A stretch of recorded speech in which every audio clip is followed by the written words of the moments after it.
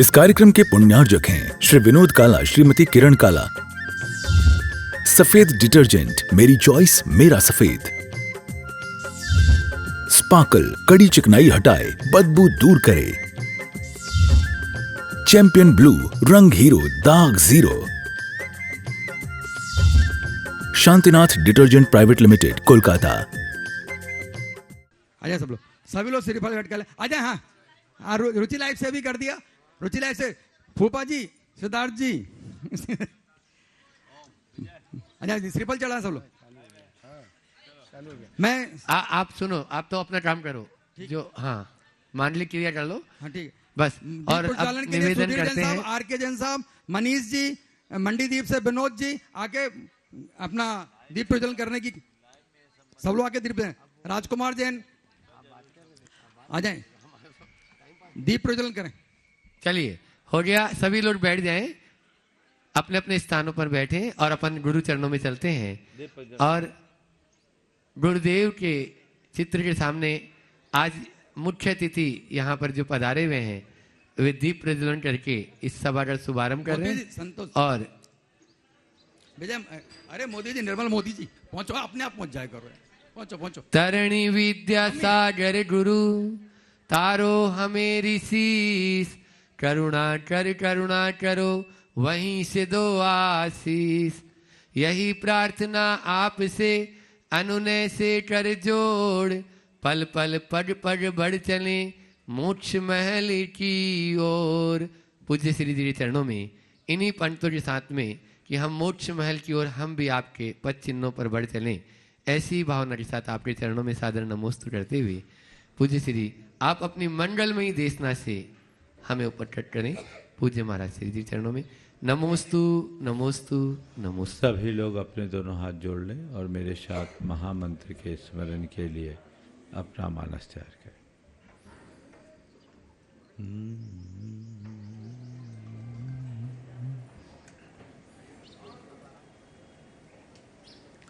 नमो अरिहंताणं,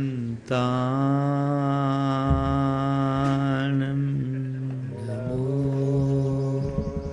अरिहंताणं, नमो सिद्धाणं, नमो सिद्धाणं, नमो आयरियाणं,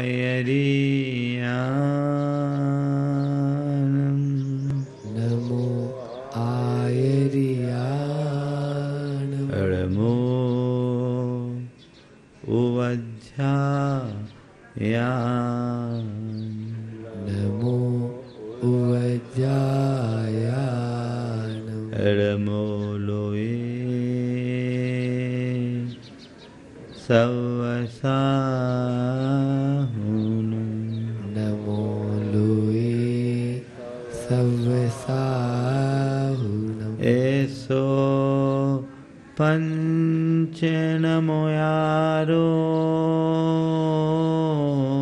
एषु पंचनमो यारो, सवपावपनाशिनो,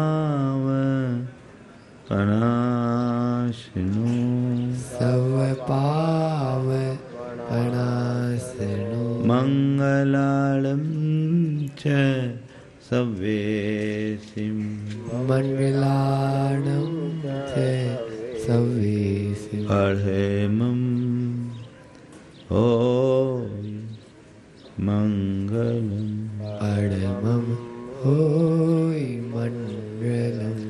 जय बोलो देवादिदेव खजराट श्री भगवान महावीर स्वामी की जय, अहिंसा परमो धर्म की जय, परम पूज आचार्य गुरुवर श्री विद्यासागर जी महाराज की, परम पूज्य मुनि श्री 108 प्रमाण सागर जी महाराज की, पूज्य मुनि श्री 108 निर्वेद सागर जी महाराज की।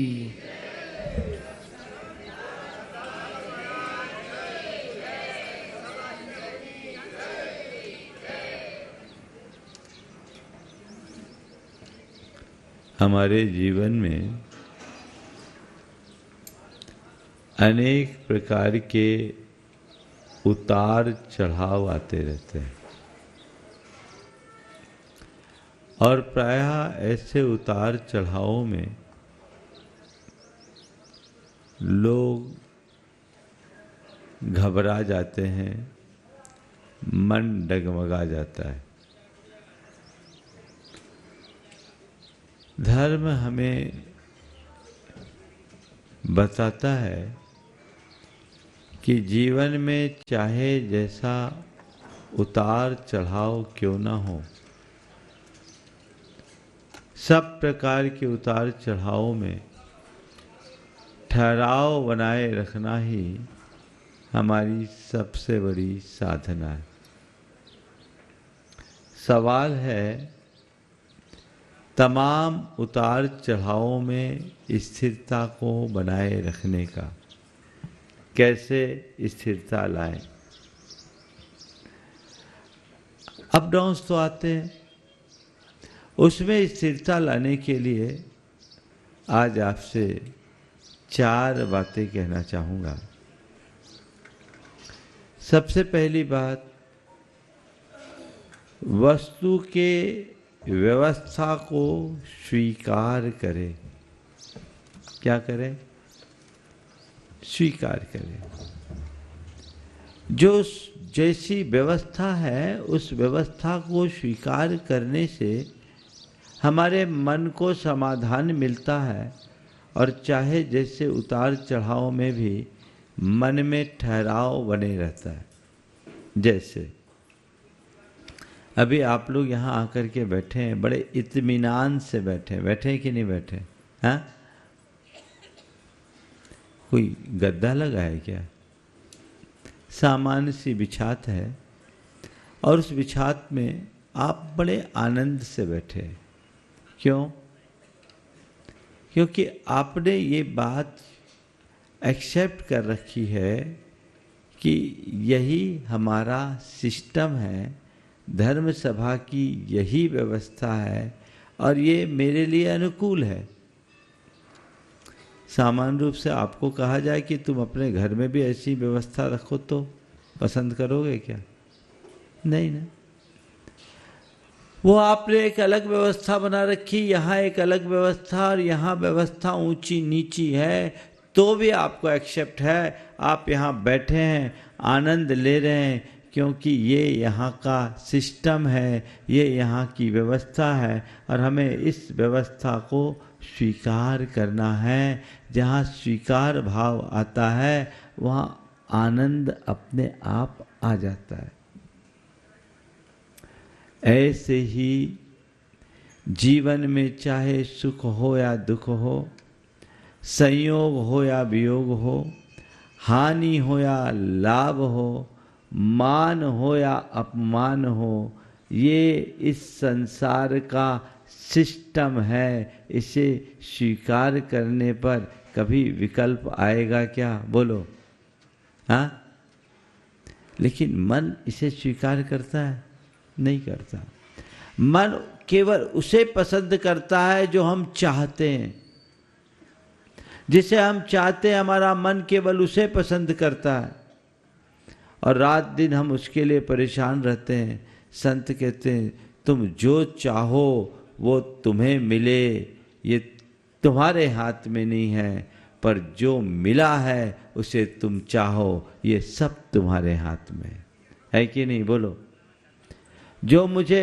जो मैं चाहूँ वो मिले मेरे हाथ में नहीं, पर जो मिला है उसे मैं चाहूँ उसे पसंद करूँ, या मेरे हाथ में है तो जो मेरे हाथ में है मेरा ध्यान केवल उस पर होना चाहिए। जो हाथ में उसे हम संभाल ले और जीवन को आगे बढ़ाएं। सच्चाई यही है कि ये संसार का जो कुछ भी सिस्टम है वह सब कर्म से नियंत्रित और संचालित है।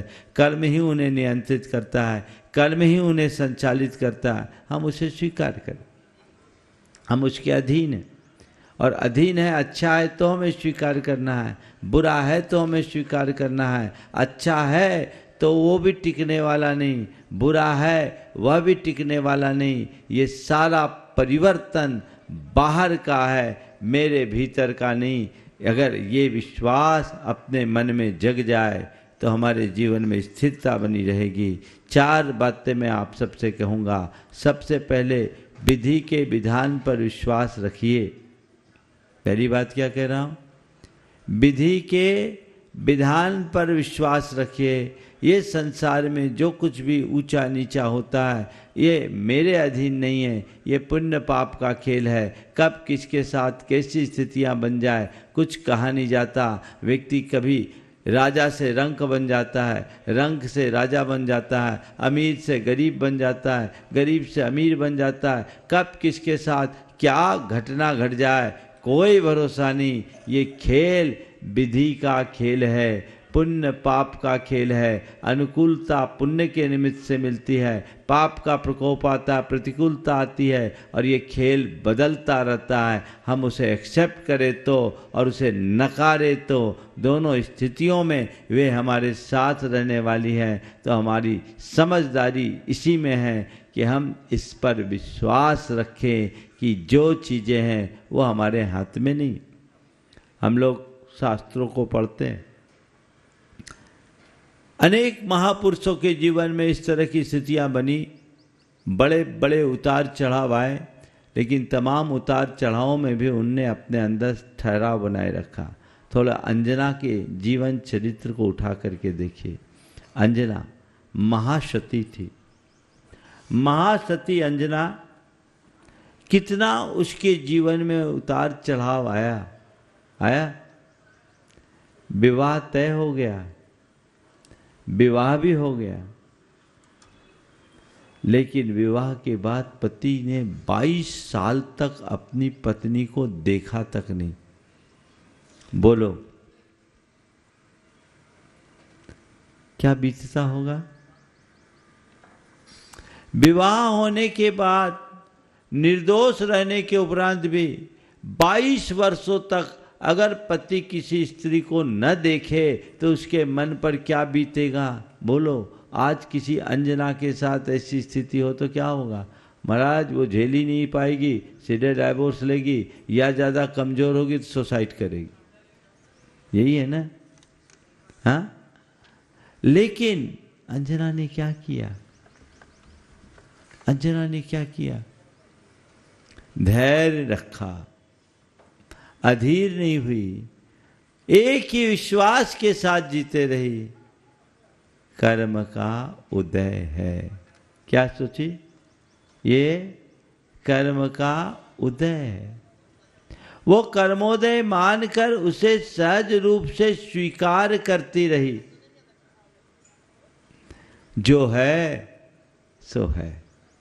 वो विधि के विधान पर विश्वास रखी। 22 वर्षों तक पति का योग नहीं मिला और पति आया भी तो कैसे आया?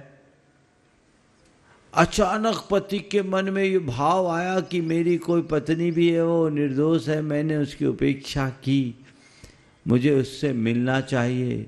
युद्ध के मैदान से वह अपनी पत्नी के पास गुप्त रूप से मिलने के लिए आया। खुशी तो बहुत हुई। पुण्य की एक हल्की सी किरण उभरी, लेकिन ये शुभ संयोग भी उसके लिए और अधिक दुख का कारण बन गया। दुख तो नहीं कहूंगा, कष्ट का कारण बन गया। वह गर्भवती हुई। पवनंजय ने अपने लांछन के रूप में प्रमाण स्वरूप अपनी अंगूठी भी दे रखी थी, पर घर के लोगों ने मानने से इनकार कर दिया कि पवनंजय एक वीर योद्धा, युद्ध के मैदान से अपनी स्त्री के पास कोई नहीं आ सकता। तुम झूठ बोल रही हो। उसे कलंकित करार दे दिया गया। पति के घर से निर्वासित कर दी, घर से निकाल दिया गया। सोची चलो पिता के घर जाऊं, लेकिन बाहर कर्म, पिता का दरवाजा भी बंद हो गया। कहानी आप लोगों ने पढ़ी है ना? हाँ, कुछ प्रेरणा मिलती है। और देखो खेल, पेट में कौन है? हनुमान। तदभव मोक्षगामी जीव जिसके पेट में ऐसे महापुरुष, और वो आए और मां पे और विपत्ति आ गई। अभी तक तो कम से कम पति का सहयोग नहीं था, पर राजमहल में पल तो रही थी, बाकी सबका सद्भाव तो उसके साथ था। अब तो उससे भी वंचित हो गई, पति के घर से भी निकाल दी गई और पिता का दरवाजा भी बंद हो गया। अब क्या करे? अंजना ने क्या किया? बोलो। रोई, चिल्लाई, गुहार की, क्या किया? हाँ? अंजना ने क्या किया? अंजना ने कुछ नहीं किया, बस ये एक ही मन में विचार किया कि कर्म तुझे यही खेल खिलाना है तो ले, मैं तैयार हूं, खिला। अब तुझे जहां ले चलना है मैं चलने को तैयार हूं। मुझे मालूम है ये जो कुछ भी है ये ऊपर का खेल है, मेरे भीतर का स्वरूप शाश्वत है, उसमें कोई परिवर्तन नहीं होगा। 9 माह तक भयानक जंगल में वह एकाकी विचरण करती रही। 9 महीने तक एकाकी विचरण की। कौन था उसके साथ? बस उसकी एक सखी वसंतमाला। कहने को उसे अबला कहते हैं, लेकिन वह अंजना अबला होकर के भी बड़े बड़े सबल पुरुषों से ज्यादा बड़ा पराक्रम दिखाई। खेल यहीं खत्म नहीं हुआ। 9 महीने में प्रसूति हुई, हनुमान को जन्म दिया, और जन्म देने के लिए भी कुछ नहीं, एक सैया भी नहीं थी, पत्तों के सेज पर उसने प्रसूति की।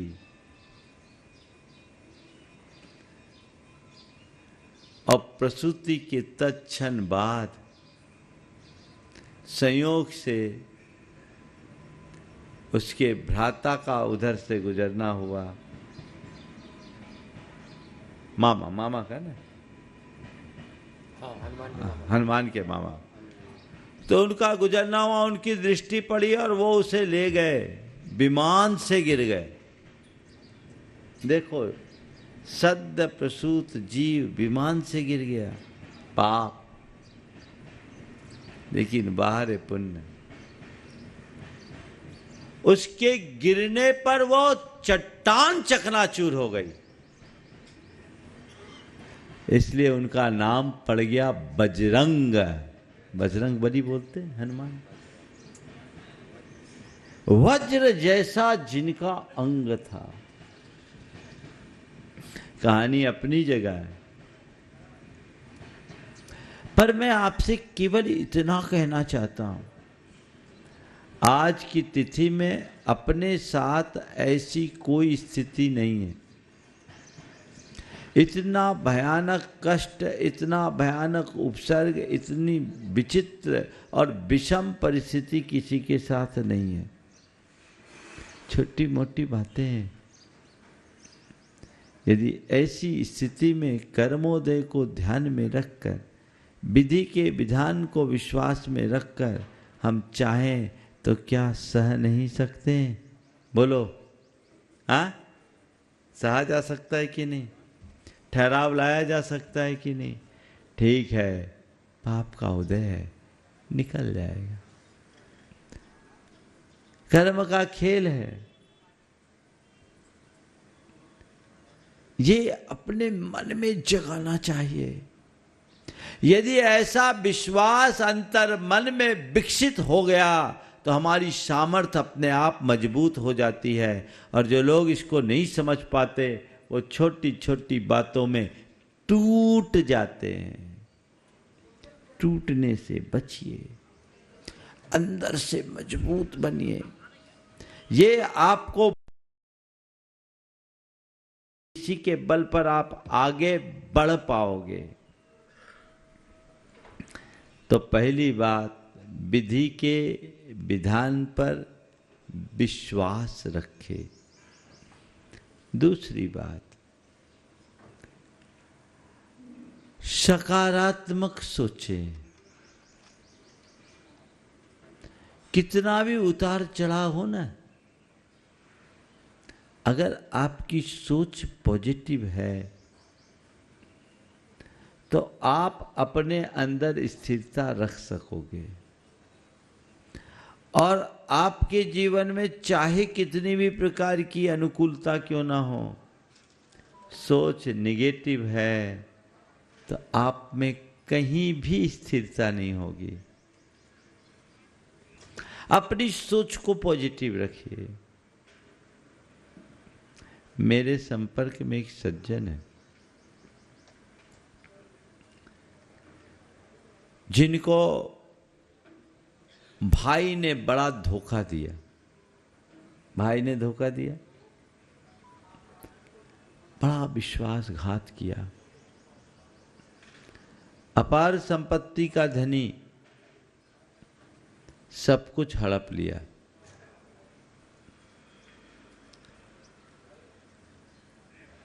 कुछ लोगों ने कहा कि तुम अपने भाई पर केस कर दो। सोच देखो, तुम्हारे साथ भाई ने धोखा किया, भाई पर केस कर दो। सामान्यतः यही होता और लोग करेंगे क्या? लेकिन उसने जो जवाब दिया वो ध्यान देने योग्य। कहा, जिस भाई को मैंने पिता के समान मान दिया, चंद पैसों के पीछे उस भाई पर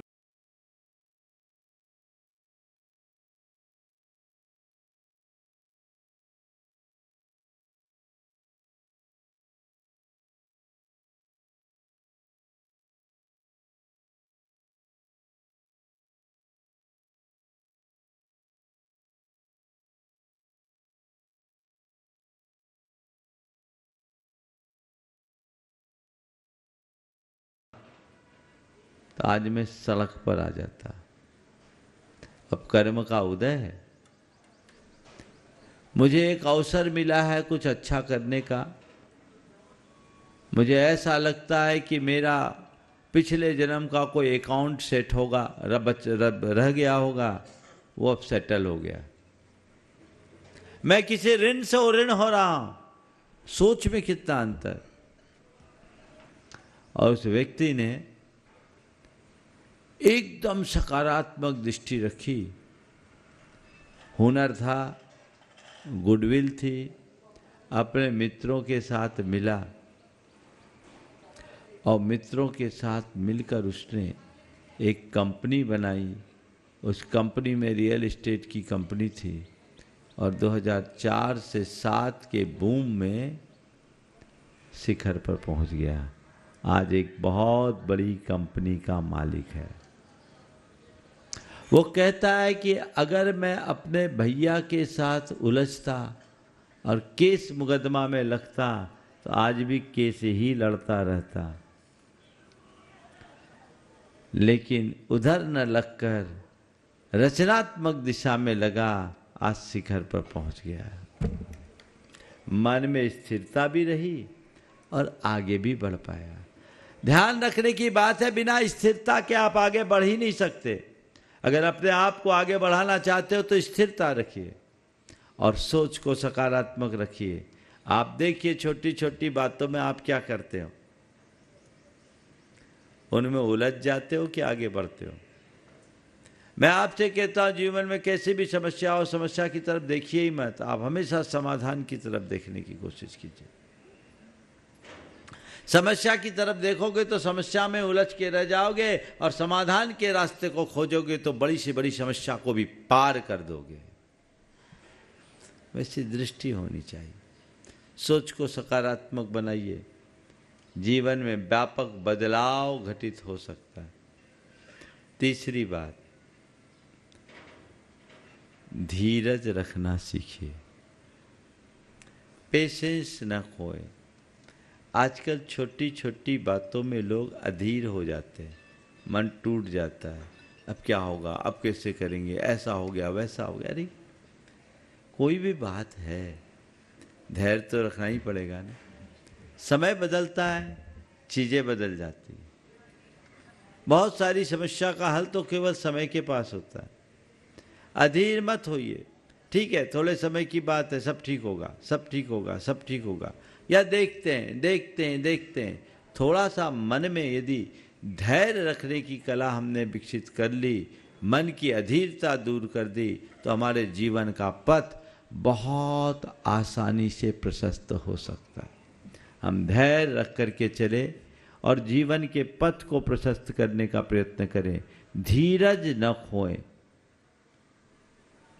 हर समस्या का समाधान होता है।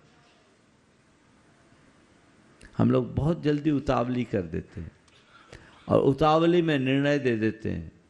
ध्यान रखना, हमारे यहाँ कहावत है, हड़बड़ी में गड़बड़ी।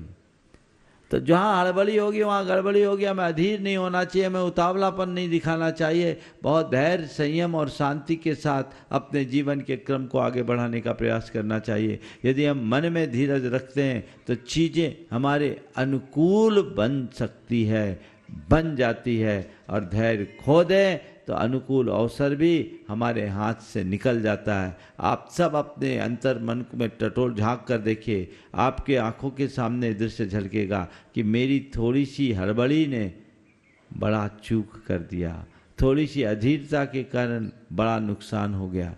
धैर्य रखेंगे, चीज़ें ठीक हो जाएगी। गुरु शिष्य दोनों जा रहे थे, रास्ते में संध्या बंदन का समय आया, एक नदी के किनारे बैठ गए। गुरु ने शिष्य से कहा, जाओ थोड़ा पानी भर के ले आओ। शिष्य नदी में गया, लौट कर आ गया। बोला, गुरुदेव अपने को प्यासे रहना पड़ेगा। बोले, क्यों? बोले, पूरा पानी मटमैला है, पीने लायक नहीं। पूरा पानी मटमैला है, पीने लायक नहीं है। कहा, कोई बात नहीं, बैठो। थोड़ा समय बीता, गुरु ने कहा, जाओ पानी ले आओ। बोले, गुरुदेव पानी तो मटमैला है, अब पानी ला के क्या हो? बोले, मैं कह रहा हूं ना, पानी साफ हो गया है, जाओ तुम पानी लेकर आओ। शिष्य गया, देखा नदी का पानी पूरी तरह साफ था। पानी भर कर ले आया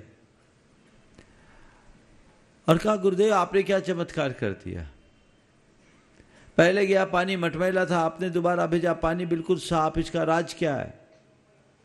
गुरु ने शिष्य को समझाया कि बेटे इसमें चमत्कार कुछ नहीं, बात केवल इतनी सी है कि जब तू पहली बार गया था उससे तुरंत पहले एक बैलगाड़ी उधर से गुजरी थी, जिसके कारण पूरा पानी मटमैला हो गया। थोड़ी देर पहले जो तू गया, पहली बार जब तू गया, तेरे जाने के ठीक पहले एक बैलगाड़ी वहां से गुजरी जिससे पूरा पानी मटमैला हो गया था। मैंने तुझे आधा घंटे बाद भेजा, तब तक वहां इतना पानी बह गया कि सारी गंदगी निकल गई, और सारी गंदगी निकल गई तो पानी साफ हो गया, वो हमारे पीने लायक हो गया। मैं तो आपसे कहता हूँ, जब भी आपकी जिंदगी में विषमता की बैलगाड़ी गुजरे, पानी गंदा हो, थोड़ा धैर्य रख लो, पानी साफ हो जाएगा, विषमता अपने आप समता में परिवर्तित हो जाएगी। थोड़ा धैर्य रखो, चाहे जैसी बात हो, चाहे संबंधों की बात हो या अन्य कोई बात हो, सब चीजें अपने जीवन में सहज हो सकती है। धैर्य रखिए। किसी विचारक ने एक बार कहा कि धीरज वह ताकत है जो असंभव को संभव कर दे। तो एक ने कहा, क्या धैर्य के बल पर हम चलनी में पानी को रोक सकते हैं? धीरज में वह ताकत है जो असंभव को संभव कर दे। तो किसी ने कहा, क्या धीरज के बल पर हम चलनी में पानी रख सकते हैं? उन्होंने कहा, हाँ, बशर्ते पानी के बर्फ बनने तक का आपके पास धैर्य हो। आपके पास इतनी धीरज हो कि पानी को बर्फ बनने दें। कितना भी अप डाउन हो, अपना धैर्य न खोए।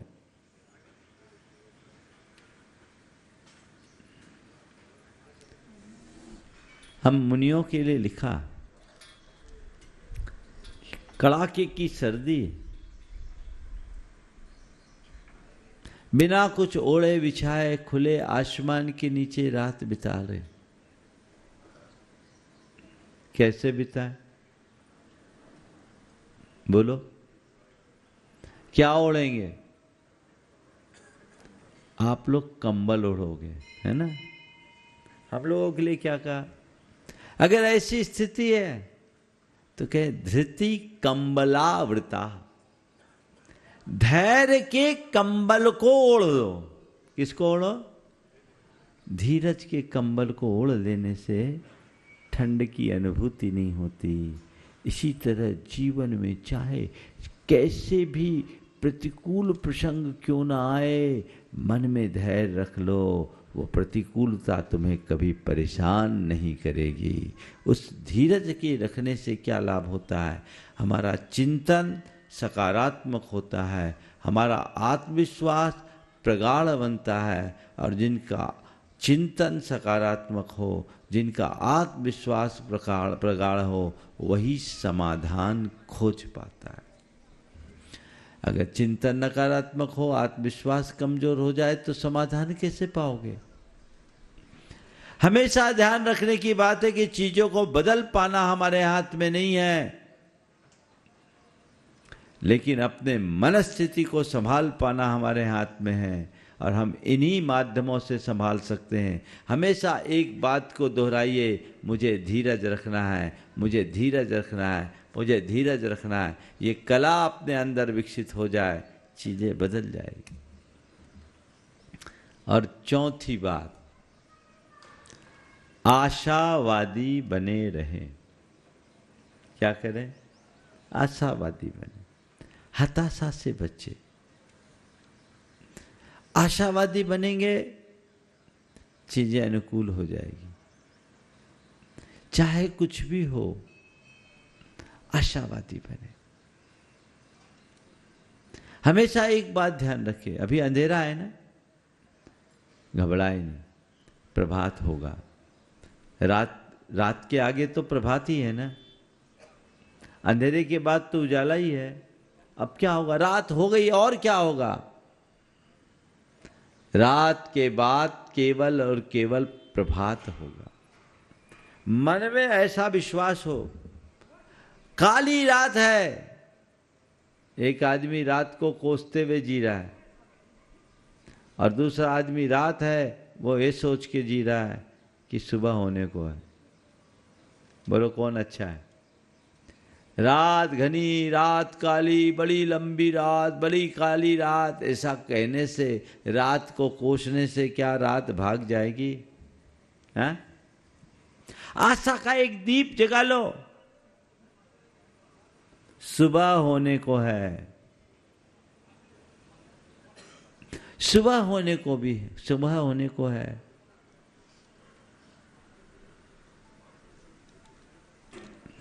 गुरुदेव ने लिखा, टिमटिमाते दीपक को भी देख रात भा जाती। टिमटिमाते दीपक को भी देख रात भा जाती। आशा का एक दीप,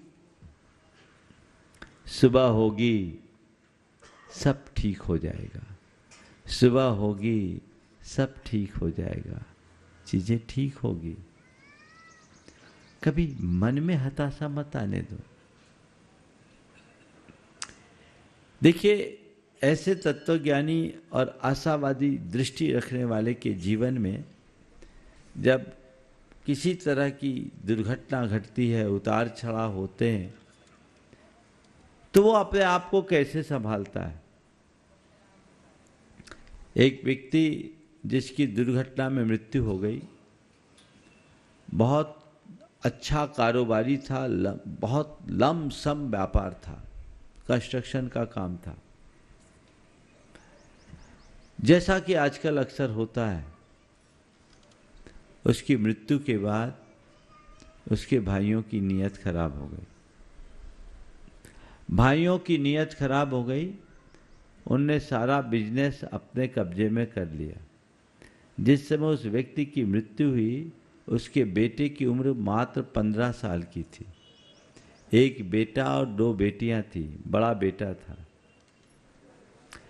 सब उसके चाचा लोगों ने हड़प लिया, करोड़ों का साम्राज्य उनने हड़प लिया। और आजकल ऐसा ही होता, व्यक्ति को लोग नहीं देखते, केवल पैसे को देखते। बच्चे घबराए, 15 साल की उम्र में भी थोड़ी बहुत समझ तो आ ही जाती है। वो अपने माँ से कहे, माँ अब क्या होगा? माँ ने एक ही बात कही, बेटा घबरा मत, सब ठीक हो जाएगा। घबरा मत, सब ठीक हो जाएगा। और तुम लोग क्यों रोते हो? जब तेरे पापा ही नहीं रहे तब पापा के पैसों का क्या?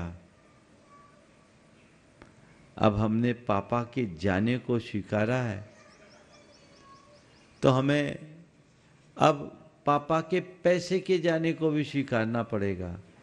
अपने भाग्य में होगा तो आ जाएगा, नहीं होगा तो नहीं आएगा। गनीमत ये थी कि उस व्यक्ति का इंश्योरेंस था और मोटी रकम थी। वो इंश्योरेंस का पैसा उसके हाथ में आ गया और कुछ नहीं। उसने कहा, बेटा देख, अपने भाग्य का ये है, तेरे पापा ने कर रखा। जो थोड़ी बहुत प्रॉपर्टी अपने पास है सो है, तू घबरा मत, जो चला गया उसे भूल जा। तेरे पापा ने अपने कैरियर की जब शुरुआत की थी तो उनके जेब में कुल 500 रुपया था। वो 500 रुपया लेके घर से निकले थे और इतना बड़ा साम्राज्य खड़ा किया। बेटा आज तू 15 साल का है, अपना ध्यान केवल पढ़ाई में लगा। जो खो गया उसकी तरफ दृष्टि मत रख। हमारे पास इतना तो है कि अपनी जिंदगी चल जाएगी। तू पढ़ लिख करके योग्य बन और अपने बूते अपना साम्राज्य खड़ा कर, अधीर मत हो। और तुझे कोई कुछ भी बोले, किसी से घर की बात मत बोल। देखो समझदारी की बात, क्योंकि ऐसे मौके में भड़काने वाले लोग बहुत आते हैं। तुझे कोई कितना भी बोले, कुछ भी बोले, घर की बात मत बोल, क्योंकि ये लोग तुझे सलाह देंगे पर तेरे साथ खड़े नहीं होंगे। जो चाचा लोगों को करना है सो कर, तू अपना फोकस केवल अपनी पढ़ाई पर दे। हमें किसी से कोई शिकायत नहीं करना, उनका ईमान वो जाने, समय सब ठीक कर देगा। उनने धैर्य रखा, अपने व्यवहार को बहुत अच्छा रखा। अपने देवर लोगों से कभी इस बात का एहसास नहीं होने दिया कि हमें आपसे किसी प्रकार की नाराजी या शिकायत है। पूरी जिम्मेदारी को निभाया। इधर उसका बच्चा IITN हो गया, IIT मुंबई से पास आउट हुआ। उसकी एक बड़ी कंपनी में जॉब लगी, साल भर जॉब किया और खुद अपना कारोबार चालू कर दिया। एक अच्छी फैक्ट्री का संचालक है और चल रहा है। और इधर समय बदला तो उसके चाचा लोगों का भी भाव बदल गया, वो भी उसको सहयोग कर दिए और आगे बढ़ गए। ये धैर्य की ताकत है। वो कहती हैं कि महाराज जी, यदि मैंने लोगों की सलाह में आकर अपने देवर लोगों से अपना रिलेशन खराब किया होता तो रिलेशन तो खराब होता ही, पैसे भी जाते, और मैं आज अपने बेटे को जो बनाने में समर्थ हो पाई वो नहीं हो पाती। महाराज जी, आपसे हमने यही सीखा है, सकारात्मक रखो और धैर्य रखो। हमने उसे अपनाया। अपने मन से पूछिए, हम किस अप्रोच में जाते हैं? हमेशा एक बात को आत्मसात कर लो, जब चीजें अपने नियंत्रण से बाहर हो तो स्वीकार कर लो, बस सरेंडर हो जाओ। अब इस पर मेरा जोर नहीं तो मैं क्या कर सकता। ठीक है, जब चीजें मेरे अनुकूल होगी तब मैं देखूंगा। ऐसी सोच लेकर के चलने वाला मनुष्य कभी भी भटकता नहीं, कभी भी विचलित नहीं होता, सदैव उसमें स्थिरता बनी रहती है और यही स्थिरता उसके जीवन को बेहतरी प्रदान करती है। हम अपने जीवन में ऐसी ही बेहतरी घटित करें और जीवन का पथ प्रशस्त करते हुए आगे बढ़ सकें। आज अधिक विस्तार न देकर मैं यहीं पर विराम देना चाहूँगा। नारायण नगर का ये योग आज अच्छा हुआ है।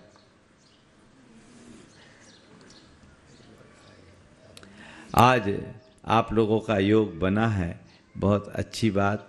नारायण नगर में राजेश भाई, एक ऐसा परिवार राजेश श्वेता का जो हमारी समाज के लिए आदर्श है, जो घर में रह कर के भी मोक्ष मार्गी की तरह जीवन जीते हुए गृहस्थों मोक्ष मार्गस्थों को की उक्ति को चरितार्थ करते हैं और हमेशा एक ही जैसी आपकी अनुकूलता वो निवेदन और भाव तो रखते हैं पर कभी आग्रह नहीं करते। ये चीज़ें और लोगों को भी सीखना चाहिए और आज निमित्त बन गया, सो लाभ आप लोगों को मिला है। शेष कार्यक्रमों की जो रूपरेखा होगी अभी समय पर आपको मालूम पड़ जाएगा। अभी यहीं पर विराम। बोलिए परम पूज आचार्य गुरुवर श्री विद्यासागर जी महाराज की ओम।